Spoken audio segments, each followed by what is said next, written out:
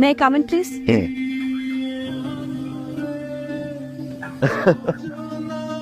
2 বছর একটা রিলেশন ধ্বংস করে ছেড়ে দিছে। কি দোষ ছিল সেদিন আমার? একটা ছেলে চাকরি পাচ্ছে না, ইন্টারভিউ দিচ্ছে বারবার, তারপর চাকরি করছে না, অকর্মা, সিরিয়াস না, যোগ্যতা নাই, বাজে বিহেভ করে হার্ট করে টিস্যুর মতো ছড়িয়ে ফেলে দিছি না। আজ 2 বছর পর তুমি আমার অফিসে আমার সাইনের উপর ডিপেন্ড করছে তোমার চাকরি হবে কি হবে না।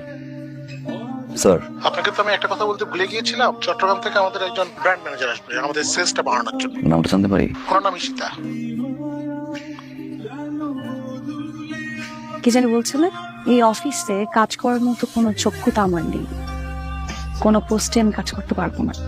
ইশতা ম্যাডাম, ম্যাডাম আই সরি, আসলে আমার এই কথাগুলো বলা ঠিক হয় না, কিন্তু ওদের একটা সম্পর্ক ছিল। I am so sorry. কি ভাবছো এই কথাগুলো বলবো? ইউ আর রং। আমার চাকরি খাওয়া তুমি। প্লিজ স্যার, ফাহিমের সাথে আমার রিলেশনশিপ ছিল স্যার 2 বছর আগে, আমরা ব্রেকআপ করতে স্যার। ও আমার এক্স বয়ফ্রেন্ড স্যার, একই অফিসে এক্স বয়ফ্রেন্ড এক্স গার্লফ্রেন্ড থাকতে পারে না sir. Please Fahim sir. May I come in sir? Yes please. Oh high,